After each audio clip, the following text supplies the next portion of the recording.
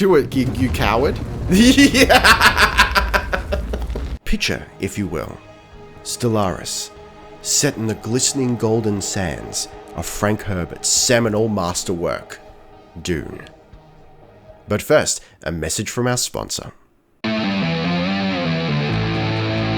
Brothers in Arms, utility and reliability in cybernetics.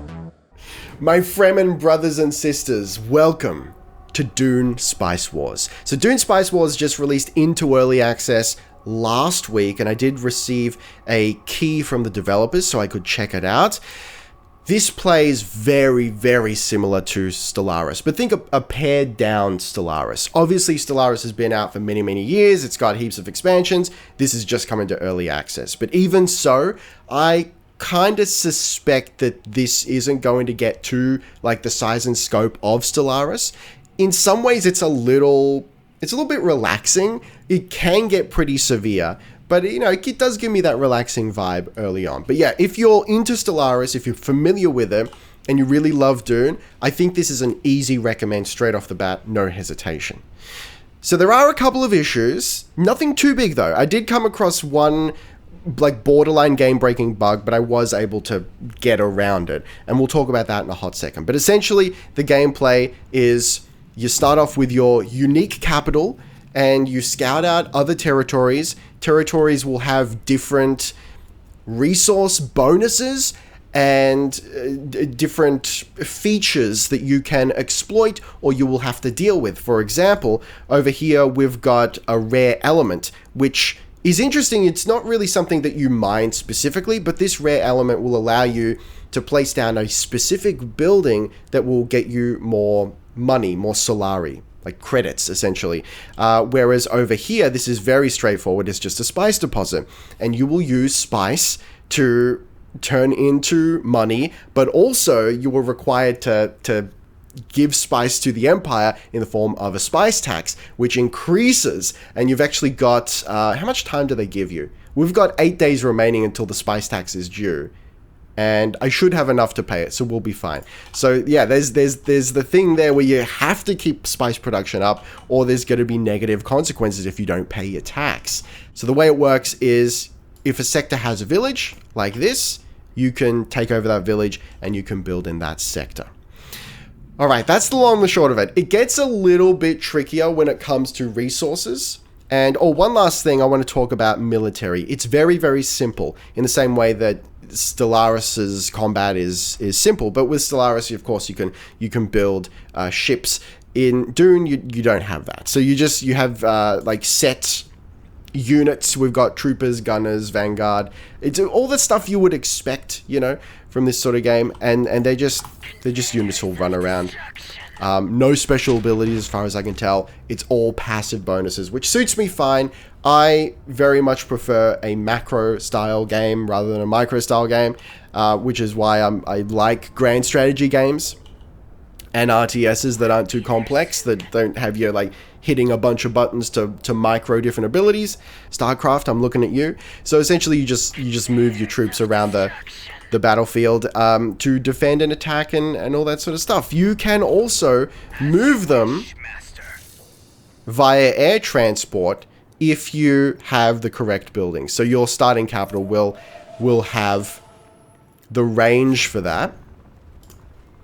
And then I can move them over here because I've got an airfield over there. And that will cost some money, but you know, at least it speeds up that travel time, especially if like this area was under attack and I need reinforcements over there real quick. I could do that. You'll also notice there are things like this, little points of interest that will get you bonuses. What's really nice about these is you have a choice.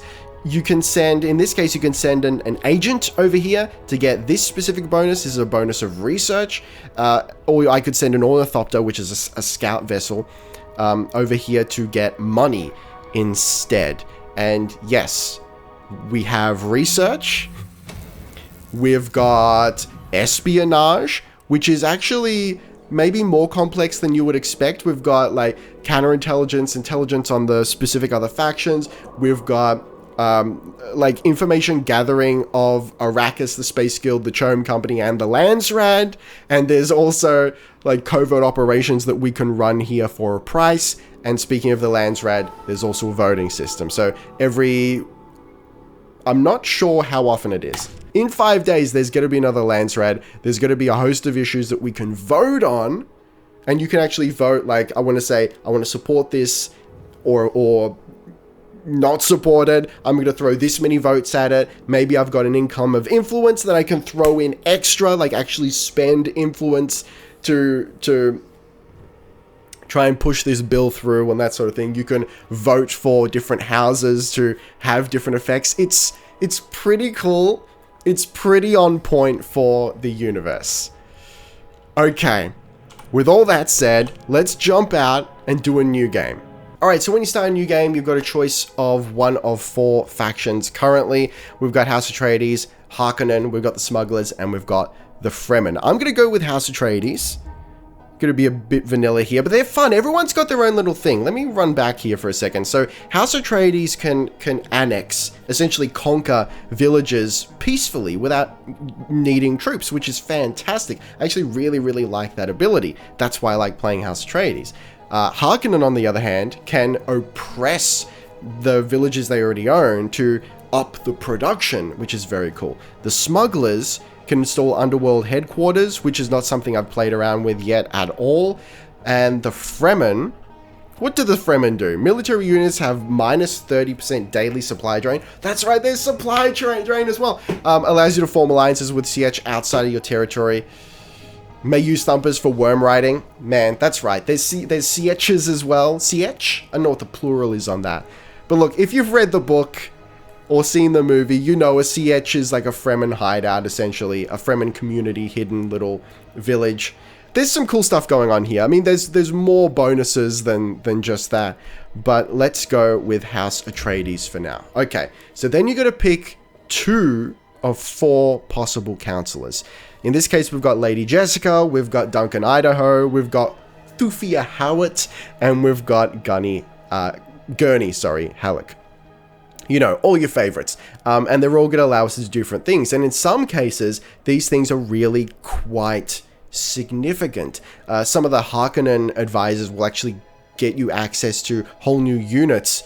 I think maybe just outright or possibly earlier than you normally would. Some will even like stealth your scout vessels, your ornithopters, which is very cool. You know what? We're going to go with Duncan Idaho so we can get increased relations with Sietch. I think that's going to be useful. And we're going to go with Thufir Hawat so we can get an additional trait on our agents. Let's start. All right, and so it begins. So we start with our ornithopter, and I'm going to start off by scouting the area around me here. We're going to speed up time. This is what I usually do. I find the sectors that are immediately bordering my starting zone. We're going to find the spice, which we've found it up there, which is actually a great position for it. And now let's find that village. So the way this works is you need a village in order to take control of an area. So see, this is my priority currently. I'm getting this village so that then I can build a refinery, so I can take advantage of that spice, so then we can actually pay our taxes. So now that that's done, I'm just going to set this to auto recon, and we'll slow down time here real quick. All right, so because we're playing House Atreides, we don't have to build an army yet. We may need one to defend, you know, sooner or later, but right now I'm just going to annex this. Unfortunately, this is going to take a lot longer than it would if we just sent an army in, but that's fine. We're just spending resources. We don't have to worry about it. Marlet will be ours soon. Over here, we've got, I mean, this is just tutorial, but eventually this will turn into sort of missions or mandates or something from the Empire. It's do one of these 2 things or bad shit's gonna happen, essentially, right? So while we're waiting for this, let me talk through some of these resources. So to start off with, we've got spice, and that is sold to the Chome Company for Solari, which is money, and or stockpiled so that we can pay it in taxes to the Emperor. And of course, we can set that balance with this slider here. Now, currently we have 0 spice production, so it really doesn't matter either way. Next, we've got money, which we're going to spend, or Solari, I'll call it Solari from now on, which we're going to spend on pretty much everything. Then we've got plascrete, which is hard to say, and that's like a building material. We've got manpower, which is spent to create military units, but it's also spent in upkeep. And it's also worth noting that any military buildings we construct will also use manpower as upkeep rather. Then we've got fuel cells, which you'll notice don't have like a positive, negative, don't have an income, right? It's not a streaming resource. It's something that is set. So we would have to build like a fuel cell production structures to increase the amount of fuel we have to spend. Currently, at the start of the game, the only thing that uses fuel are ornithopters, but I think... Hang on, do harvesters use fuel? They might actually. There are a couple things that use fuel, so you need to watch out for that. Water, you may have noticed, is spent in taking control of villages, and it's also spent in upkeep for our military units. So water's probably the most important resource. I feel like if you've got water, you can sort other shit out. That's fine. Now, we can produce more water by building wind traps, and depending on the wind strength of the sector that we build it in, it's going to return us more water. Now, we're actually in a fantastic friggin' position because we've got wind strength 6, bordering 2 of our areas here, only 3 there, and 5 over here. So if we build wind traps in these 2 areas, we're going to be in a great position. Okay, and then we've also got votes, and we've got influence, which isn't shown here at the top. You know, our votes, Landsraad standing rather, allows us to, whenever the Landsraad thing shows up, which won't happen yet, we have to take our village first, we can spend those votes, spend that standing to push certain issues. And then we've got hegemony, which is sort of like, it's presented as a currency, but I don't think it's something you really ever spend. Think of it more as a score. It's like your score with the empire, and the higher it is, the more bonuses you get. So currently we're at just like base level. Once we get to 5,000, we're going to get, while under the effect of a positive resolution, gain plus 10% Solari production, which means basically when we get our way in the Landsraad, we're going to increase our credits income, and then 10,000 we get, you can ignore charter prerequisites rather, except for the necessary Landsraad standing. Of course, that's different for everyone, and you can actually see all the other factions. The bonuses there based on their hegemony, basically, based on their standing with the Empire. There's a lot more here than I expected. Anyway, let's cut ahead to when I've actually got this village under control. Alright, we've got our first village, and this is when the game really opens up. So now we can conduct research. I'm just going to do minus 15% authority cost to annex a village. Cool. So that means it's just going to cost less to conquer new villages. So let's do that to start off with. So now we've got Marlet. It starts with 2 militia. Oh, that's right. I didn't even think of that, guys. Because we're not taking over the village by force, we don't have to kill the militia. So we take it peacefully and we keep the militia that was already there. That's fantastic.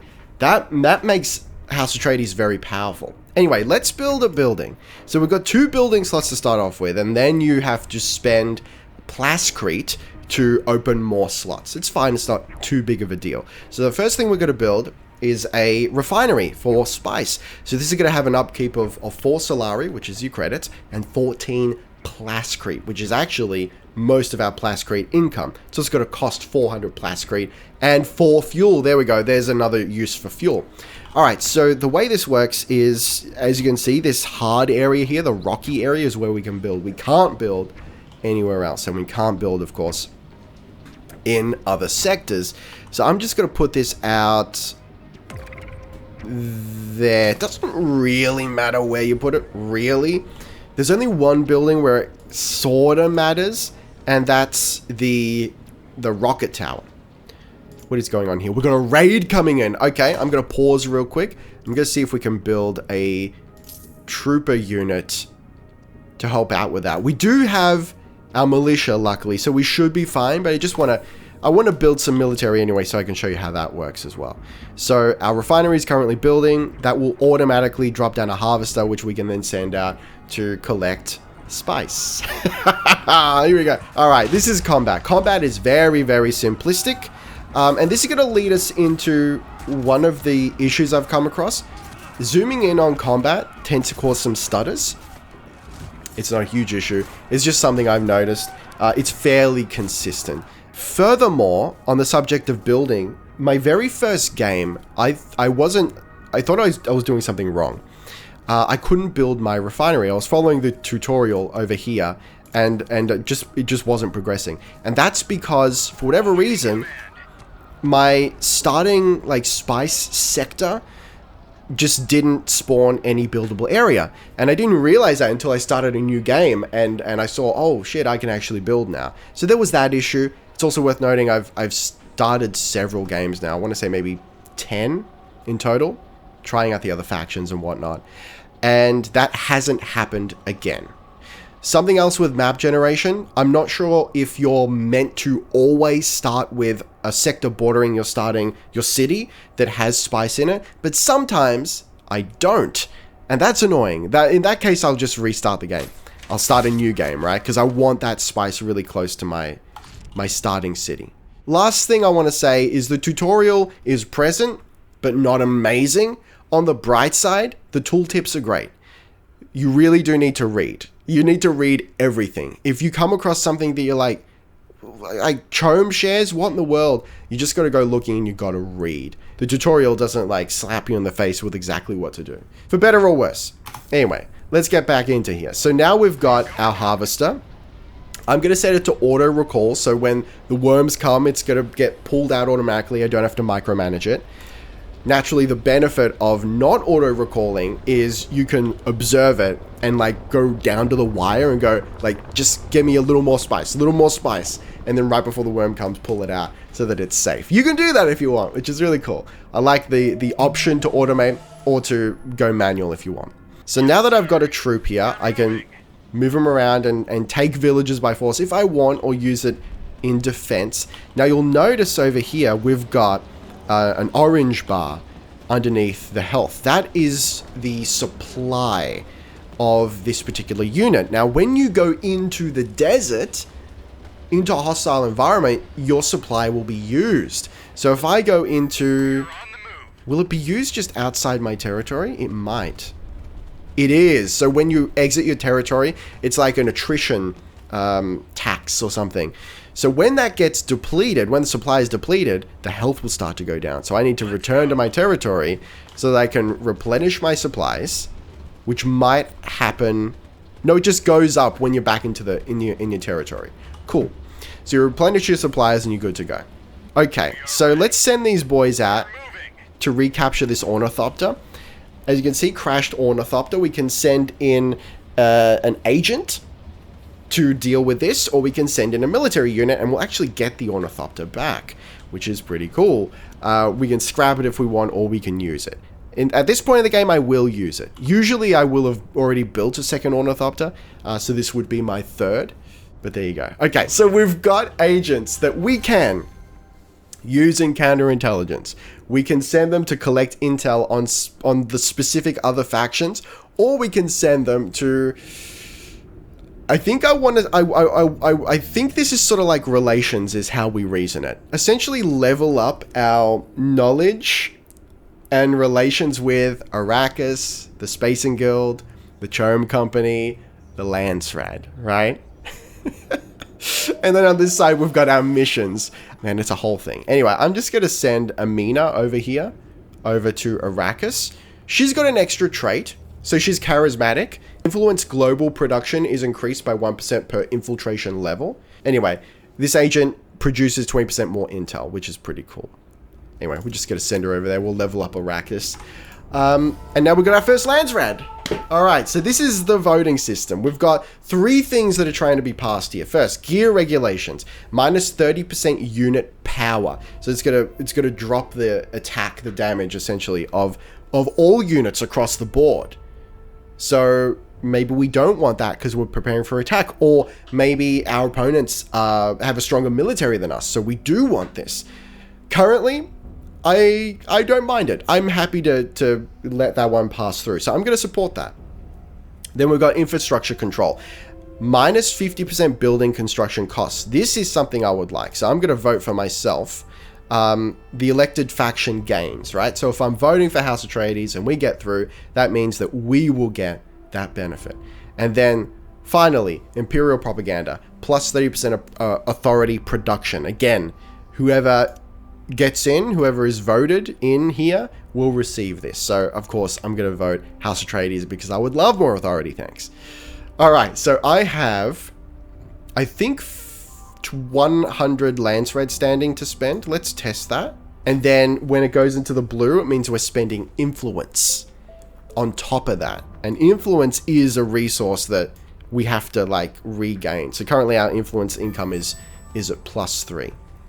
Anyway, I would like cheaper buildings, thanks. So I'm going to throw all my votes into that and we're good. All right, I've decided to slide back into the previous Harkonnen save. It's just quicker to show you a couple more things. So your capital city, I'm going to call it, can be upgraded with various extensions, various wings. So essentially you click here and you build it like any other building, but they're unique buildings to the capital. They're not like any other city's buildings. And it's just bonuses, you know, they're pretty expensive. We're talking 1,500 Solari a piece, 500 Plascrete, and I think that's a fairly standard amount. Anyway, so we can get like knowledge bonus here, which is, you know, boosting our research. What else we got? We can increase our manpower, which is something that I had already done here because I was hurting for manpower. So it's worth noting that you can't build two of the same structure in any one slot. But when you complete one of these slots, see they're fairly clearly grouped together. When you complete one, you will get the full bonus it indicates. In this case, this district here, we're going to get, if you fill it up solely with economic buildings, we'll get 20% hegemony from CHOAM shares, which is pretty cool. Don't currently have any CHOAM shares, but if we did, that would be dope. Last thing I want to show you is the Sietch. So from time to time, your agents will unearth Sietch, and they're just little hideouts for the Fremen. You can see the militia that they possess. You will start out with negative standing with them, but if you trade water with them, which is basically just, yo, we're going to take 10 water as like a cap, we're going to take it off the top for the duration of our trade agreement. We're going to give you, in this case, 10 Plascrete, and also it's going to up our relations with them. So currently my relations are at 4, which is pretty not bad. I can then also disengage the trade and we get our water back. It's as simple as that. I quite like how that works. That water is not a finite resource that can run out. It's something that, how do you put, you have like water points that you can allocate to various places is the best way I can think of it. So we never quite run out of water unless you spend too much. Why do you want relations with Sietch? Because they'll help you in a fight, man. Over here, I had a fairly large raiding force attack both these villages, and the blokes from the Sietch came out and they helped me out, which is great. I wish a worm would show up so I could show you that. We're in luck. We've got a worm. So luckily, whenever a worm shows up, we do get a warning, and you can see the ground start to ripple. Now, just for you, I've turned auto recall off on this harvester so we can see what happens. Look at that. So this will happen during combat a lot of the time. It'll happen with harvesters periodically. And if you don't catch it in time, you're about to see what happens. Here we go. Here we go. Here we go. Come on. I feel like now is the time. Do it. Do it, you coward. Yeah.